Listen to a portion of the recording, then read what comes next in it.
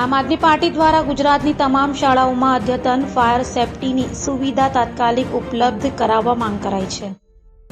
સુરત કલેક્ટરને આમ આદમી પાર્ટી દ્વારા અપાયેલા આવેદનપત્રમાં જણાવાયું હતું કે ગુજરાતની તમામ શાળાઓમાં અદ્યતન ફાયર સેફટીની સુવિધાઓ તાત્કાલિક ધોરણે ઉપલબ્ધ કરાવવામાં આવે અને સાથે સાથે તમામ શાળાઓમાં વાલીઓ જોઈ શકે તે રીતે ફાયર એનઓસી પ્રદર્શિત કરવામાં આવે તેવી માંગ કરાઈ હતી। તો આવેદનપત્ર આપવા મોટી સંખ્યામાં આમ આદમી પાર્ટીના કોર્પોરેટરો, હોદ્દેદારો અને કાર્યકરો ઉમટી પડ્યા હતા। જી, હું પાયલ સાકરિયા, વિરોધ પક્ષ નેતા, સુરત મહાનગરપાલિકા।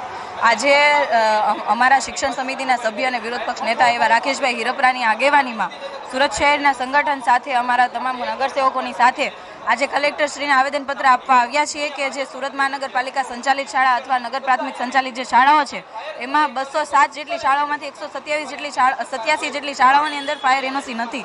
તો આ તમામ શાળાઓની અંદર ફાયરની જે સુવિધા છે, ફાયર સેફટી છે એ કરવામાં આવે અને સાથે સાથે ફાયર એનઓસી આપવામાં આવે। જ્યારે આપણે બીજા લોકોને કહેતા હોય, પ્રાઇવેટ એકમોને કહેતા હોય ફાયર સેફટીની વિશે અવેરનેસ લાવતા હોય, પરંતુ જ્યારે સરકારે જ પોતાની સરકારી શાળાઓની અંદર ફાયર સેફટીની સુવિધા નહીં આપે તો આ બાળકોના ભવિષ્યનું શું?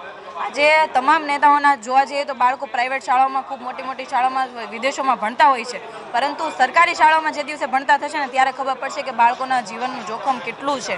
કેમ કે જ્યાં સુધી ફાયર એનઓસી નથી એનો મતલબ એવો થાય કે ફાયરની કોઈ સેફટી નથી અને એના કારણે આ જીવના જોખમે બાળકો ત્યાં ભણી રહ્યા છે। આમ જોવા જઈએ તો આપણા રામ ભરોસે આ બાળકો ભણી રહ્યા છે। સુરતમાં અવારનવાર આગની દુર્ઘટનાઓ હોતી હોય છે, જેમ કે તક્ષશિલા કાંડ હોય કે પછી બીજી કોઈ આગની દુર્ઘટના હોય, હંમેશા લોકો મૃત્યુ પામતા હોય છે। તો અમારી એટલી માંગણી છે કે ફાયર એનઓસીની તમામ શાળાઓની અંદર ફરજિયાત ફાયર એનઓસી છે તો ખરા અર્થમાં ફાયર એનઓસી આપવામાં આવે। પ્રદેશ મહામંત્રી આમ આદમી પાર્ટી ગુજરાત, અમારી આજની માંગણી છે ફાયર સેફટી બાબતે।